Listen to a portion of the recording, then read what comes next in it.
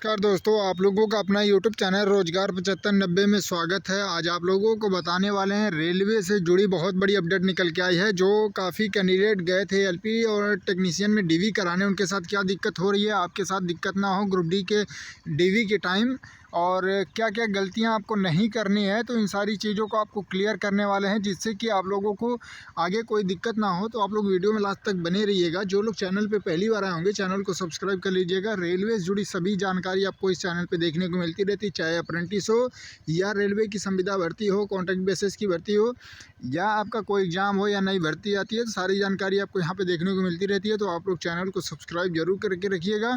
आइए बिना समय गंवाए आपको पूरी जानकारी प्रोवाइड कराते हैं। तो जैसे कि आप लोग यहाँ पे देख लिए होंगे थंबनेल में कि रेलवे में नौकरी हुआ मुश्किल, ITI और डिग्री एक साथ, हो जाओ सावधान, डीवी के समय समस्या होगी।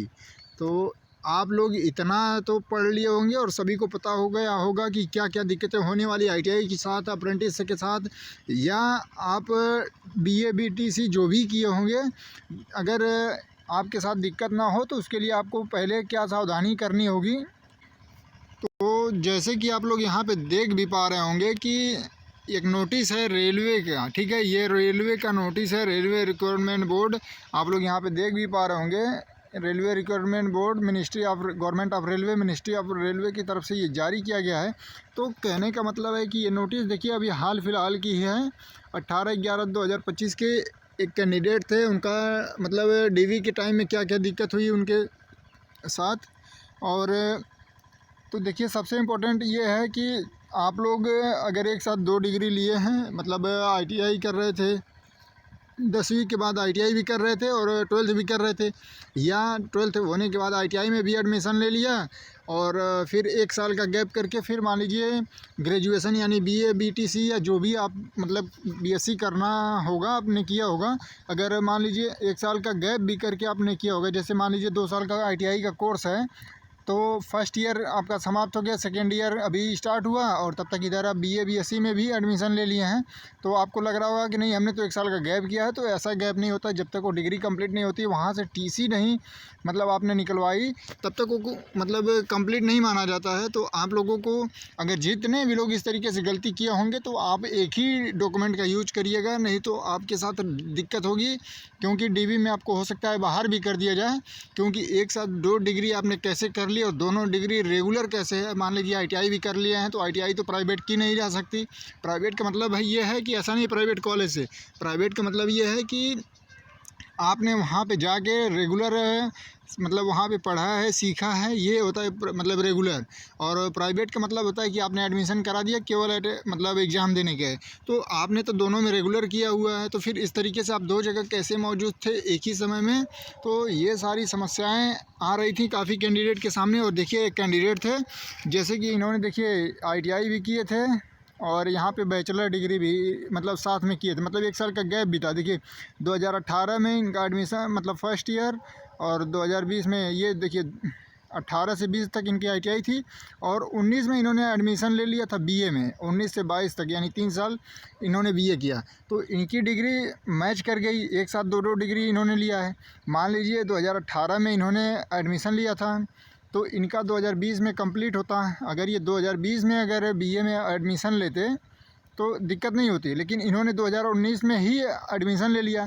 फिर जब DV के टाइम में गए, तो ये अपना दोनों डॉक्यूमेंट वहाँ पे लगा दिए। तो समस्या ये हुई कि ये सोच रहे थे कि चलिए हम जितना डिग्री लगाए रहेंगे, प्रमोशन के टाइम में हमको इसका बहुत बेनिफिट मिलेगा, जल्दी से प्रमोशन होगा। क्योंकि प्रमोशन जब होता है डिपार्टमेंट में, तो उसमें यही देखा जाता है कि किसका कितनी डिग्री है, क्या क्वालिफ़िकेशन है, किसकी ज्वाइनिंग पहले हुई थी, कौन सीनियर है कौन जूनियर, तो सारा चीज़ वहाँ पे देख के किया जाता है। तो इन्होंने सोचा कि चलिए हम लगा देंगे और हो सकता है प्रमोशन में हमको ज़्यादा बेनिफिट मिले, लेकिन यहीं पे ये पकड़े गए। तो आपको ये गलतियाँ नहीं करनी है।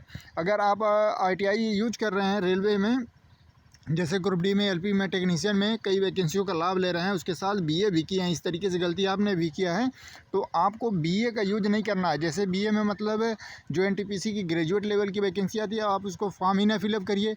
या कोई भी अगर आप रेलवे का एग्ज़ाम देते हैं ITI बेस पे, अगर ITI के डॉक्यूमेंट वहाँ पर लगा के फॉर्म फिलअप किया है, तो DV में आप BA का डॉक्यूमेंट नहीं यूज करेंगे। ये सावधानी आप लोग करें, मतलब सतर्क हो जाइए, नहीं तो फिर आपके साथ भी काफ़ी दिक्कत होगी। तो जितने भी लोग इस तरीके से किए हैं। ऐसा नहीं है कि केवल ITI के साथ BA किए हों या कोई भी डिग्री आपकी इस तरीके से मैच करती हो तो आप लोग अभी सतर्क हो जाइए। और ऐसा नहीं है कि आप लोगों को अब एग्ज़ाम नहीं देने जाना है इस तरीके से, ठीक है, अब उसको यूज मत करिएगा। और DB में ऐसा ना सोचिएगा कि नहीं हम जितना डॉक्यूमेंट लगा देंगे तो हमारा प्रमोशन में फ़ायदा मिलेगा। फ़ायदा की जगह आपको हो सकता है DB से बाहर ही कर दिया जाए, क्योंकि एक साथ 2 डिग्री आप रेगुलर कैसे मतलब कंडक्ट कर दिए। और जो ये कैंडिडेट जहाँ से कंप्लीट किए थे ITI और मतलब ग्रेजुएशन, तो ग्रेजुएशन के कॉलेज से इनसे डिटेल भी मांग लिया है रेलवे कि आप बताइए, जब ये कैंडिडेट आपको TC नहीं प्रोवाइड कराए, ठीक है, तो फिर आपने इनको BA में कैसे एडमिशन दे दिया। जैसे जब कहीं एडमिशन कराते हैं तो पिछले जो भी आप मतलब डिग्री डिप्लोमा लिए रहते हैं तो उसकी TC मांगी जाती है कि आपने पिछले साल कहाँ से मतलब पढ़ा है, किस कॉलेज से पढ़ा है, उसकी TC लाइए कि आप वहाँ से कंप्लीट कर चुके हैं तब आपका एडमिशन हो रहा है। तो आपने TC नहीं मांगा था, इसका मतलब बिना TC लिए आप एडमिशन लिए। तो इन सारी चीज़ों को लेके कॉलेज वाले भी फंस चुके हैं, ठीक है। तो आप लोगों को भी सावधान रहना है, क्योंकि कॉलेज वाले को तो एडमिशन लेके लालच होती है कि हम ज़्यादा से ज़्यादा एडमिशन ले लें, ठीक है। तो वो तो आपको ये नहीं बताएंगे कि नहीं आप इस तरीके से फंस सकते हैं, ये गलतियाँ नहीं करनी है। उनको तो एडमिशन से मतलब है कि हमको इतने साल में इतने अटेंडेंस मतलब कैंडिडेट होने चाहिए, ठीक है, सीटें ना खाली जाएं। तो आप लोग इस तरीके से गलती ना करें। अगर अभी भी जो लोग जैसे 10वीं पास होकर ITI पॉलिटेक्निक या जो भी कर रहे हैं, ITI के साथ साथ BA भी कर रहे हैं, या मान लीजिए 10 पास होकर ITI में एडमिशन ले लिए हैं, 12 भी कर रहे हैं, तो इस तरीके से गलती ना करें और उसको एक साथ यूज ना करें। एक को मतलब छोड़ दीजिए, जब आप कंप्लीट कर लीजिएगा उसके बाद ही एडमिशन कराइएगा, नहीं तो बहुत दिक्कत हो जाएगी आपके साथ। रेलवे पहले से ही डिजी लॉकर सिस्टम भी लाया था, साल भर 6 महीने पहले से हम लोग बार बार इसको अपडेट भी कर रहे हैं। लेकिन आप लोग अगर इस तरीके से गलती कर रहे हैं तो इसका मतलब आप लोग रोजगार 7590 यूट्यूब चैनल से जानकारी नहीं लिए थे, या बहुत से प्लेटफॉर्म पे इस तरीके से जानकारी दी गई थी कि दोनों डिग्री यूज नहीं करना है। तो अगर आप लोग इस तरीके से कर रहे हैं तो आपके लिए काफ़ी दिक्कत है। और आपके रिलेशन में भी कोई जानकारी में होगा, भाई हो, दोस्त हो, फ्रेंड, कोई भी रिलेशन में हो, अगर उसकी भी डिग्री इस तरीके से हो तो उसको भी ये वीडियो शेयर करके उसको भी जानकारी प्रोवाइड करा दीजिए कि आगे उनको क्या क्या गलतियां नहीं करनी है, नहीं तो फिर काफ़ी दिक्कत होगी। तो सभी लोगों से निवेदन है कि जितने भी लोग इस वीडियो को देख रहे हैं सभी लोग वीडियो को लाइक शेयर कर दीजिएगा।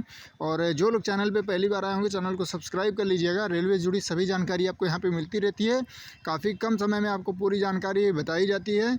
तो आप लोग ज़्यादा से ज़्यादा इस वीडियो को शेयर करिएगा। आपके पास जो भी व्हाट्सएप ग्रुप हो, टेलीग्राम ग्रुप हो, उसको शेयर ज़रूर करिएगा और सब्सक्राइब ज़रूर करिएगा, क्योंकि अभी भी 70% ऐसे कैंडिडेट हैं जो डेली वीडियो देखते हैं आप लोग लेकिन सब्सक्राइब नहीं किए हैं। तो ऐसा ना करें, सब्सक्राइब कर लें ताकि कोई भी छोटी बड़ी अपडेट आए तो आपको टाइम टू टाइम मिलते रहे, जिससे आपका कोई नुकसान ना हो। तो आप इन सारी चीज़ों को जितना भी हमने बताया है उसको फॉलो करिए, आगे आपको कोई दिक्कत नहीं आएगी। अगर जो भी समस्या है या जो भी डाउट है तो आप लोग एक बार कमेंट कर दीजिएगा, अगली वीडियो में उसको मेंशन करके पूरी जानकारी आपको देने की कोशिश करेंगे। धन्यवाद।